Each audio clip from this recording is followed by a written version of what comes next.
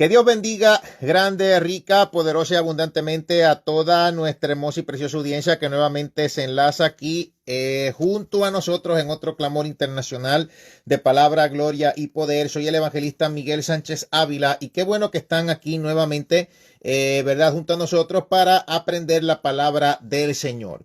Queremos hacer una referencia muy importante y muy interesante. Estábamos meditando en esto. Y por cierto, vamos a hacer una pequeña referencia a nuestra Biblia para la predicación de avivamiento. Bueno, si no la han visto, se las enseño nuevamente por aquí. Biblia para la predicación de avivamiento, 100% recomendada. Esta Biblia está en nuestra página en Amazon, Miguel Sánchez Ávila, ahí la podrán encontrar. Repito, Biblia para la predicación de avivamiento. De verdad, bueno, como la Biblia de la predicación, la cual es otra edición o es otro tipo de edición, pues esta Biblia tiene unos bosquejos muy precisos que le pueden ayudar a usted a entender muchísimo mejor las Sagradas Escrituras.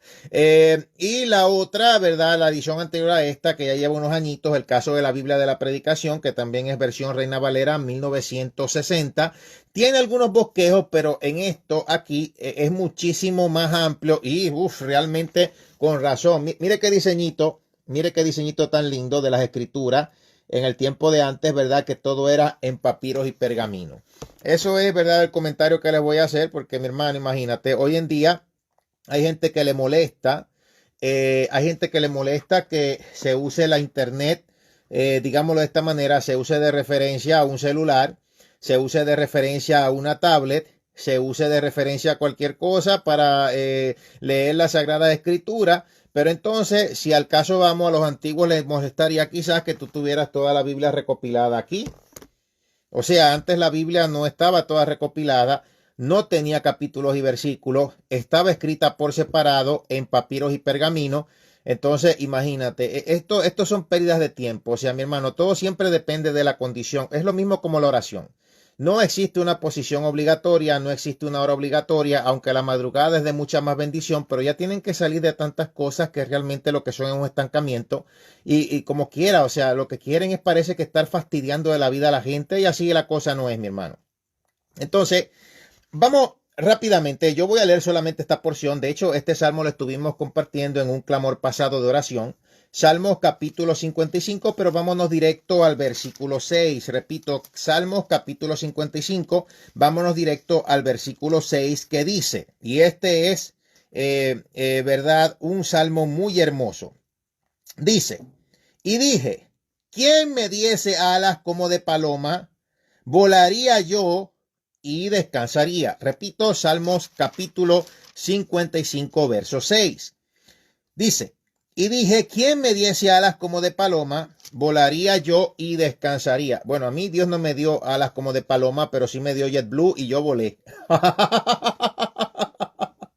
Y ahora, de verdad, cualquier revolú, cualquier estupidez, cualquier evangeloco, evangeloca o cualquier loco psicópata que salga, siempre va a estar bien lejos al lugar en donde yo me mudé. Así que a mí Dios no me dio alas de paloma, pero me dio una aerolínea para largarme en el momento en el que tuve la oportunidad. Me está escribiendo amén desde TikTok. No, es que mire, cuando las cosas no se dan, ya tú sabes que no es ahí. Entonces tienes que orar a Dios y Dios te va a respaldar. Orar a Dios para que te abra puertas y camino donde Él te quiere, donde vas a fluir, donde tus dones van a cumplir el propósito de ser de bendición a otro. Eso es claro. Mira, tienes que orar. No sé cómo lo dicen, ¿verdad? En diferentes países o en diferentes lugares. Pero bueno, vamos a tratar de que me entiendas. Tienes que orar sin pena, sin detener absolutamente nada. Meramente dilo ahí en la oración, clámalo a Dios, dilo así, sin retraerte y la cosa fluirá.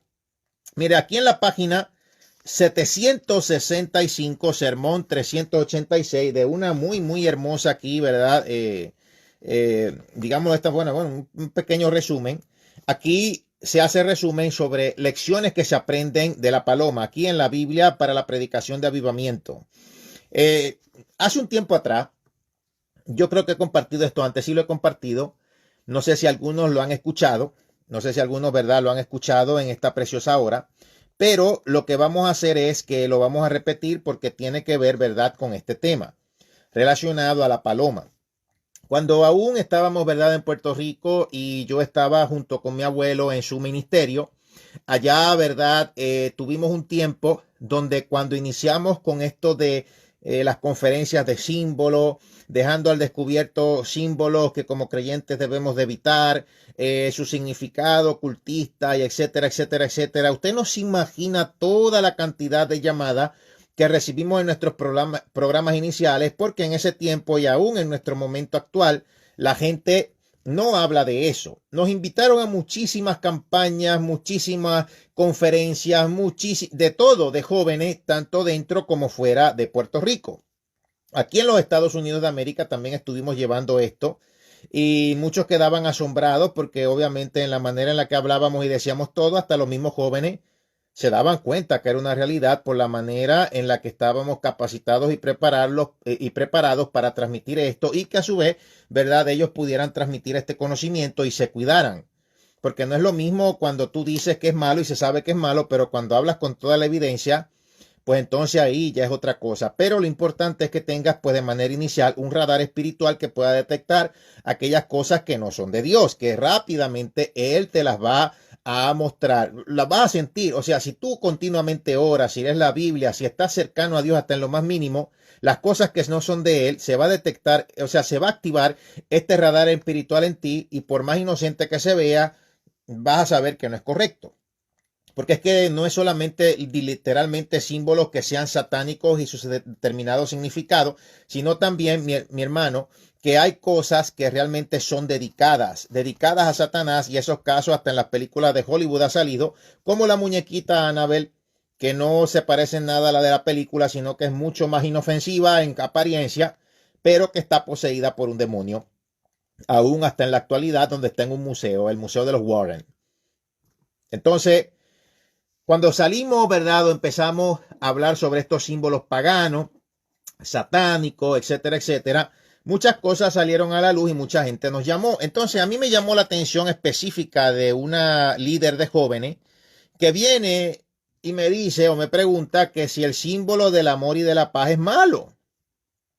Entonces, que ella quiere hacer, o bueno, en ese tiempo me dijo, quería hacer una determinada campaña de jóvenes, pero claro, la idea es buena, hablar sobre la paz, pero lo que se le venía, ¿verdad?, a la cabeza era el símbolo de amor y paz, que significa las ruinas del hombre muerto, que fue un símbolo tomado para representar aparentemente otra cosa, pero sus orígenes tienen otros, y que también representa una cruz invertida con las astas de esta manera, una cruz al revés rodeada por un círculo, que precisamente es lo que representan todos los símbolos satanistas, que estén rodeados dentro de un círculo o no, como quiera, su negatividad es fija. Entonces ella quería hacer esto o esta actividad para jóvenes cristianos del amor y de la paz usando un símbolo que nada que ver.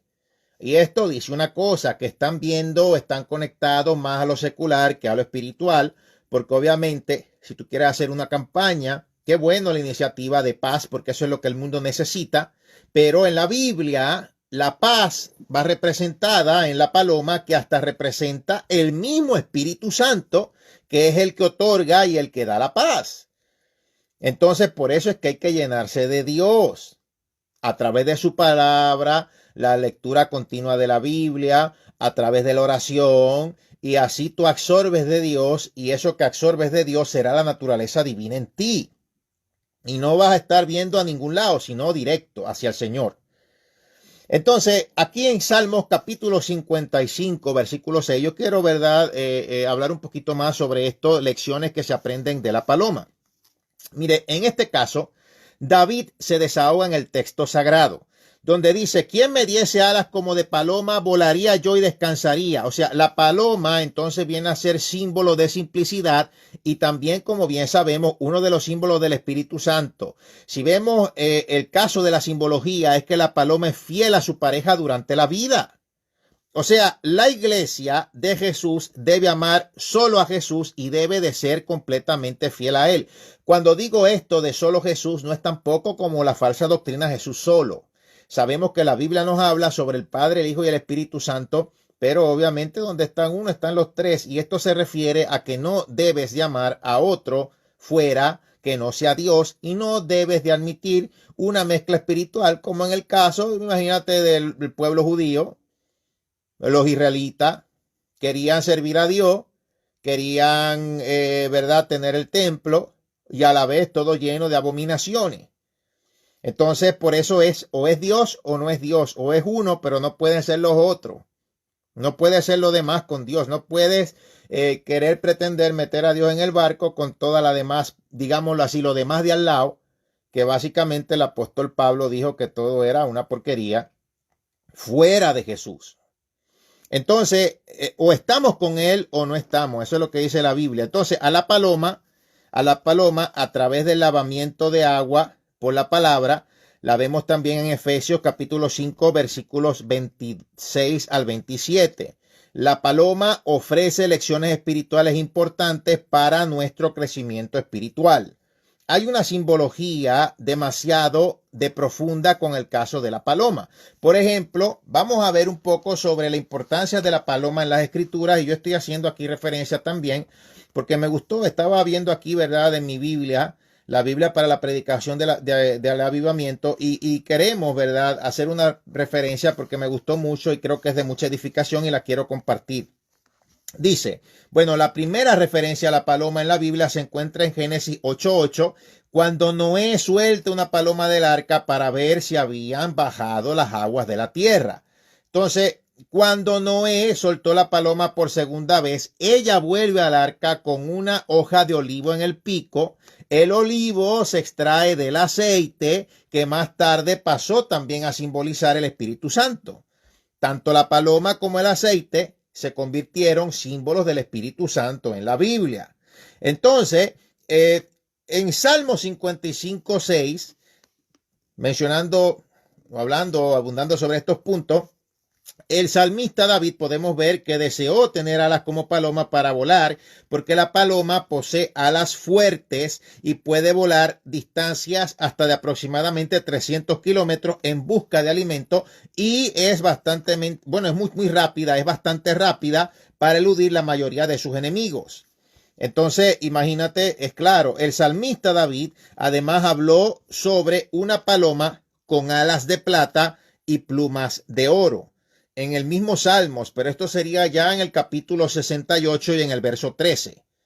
Entonces, si exploramos, ¿verdad?, más en la palabra sobre el caso de la paloma, el mismo hijo de David, Salomón, compara la belleza de la esposa con la belleza de la paloma. Dice, he aquí que tú eres hermosa a sus parejas, y por su afecto en el cortejo unen sus cabezas, y cada vez que cruzan sus picos expresan algo parecido al beso íntimo de una pareja.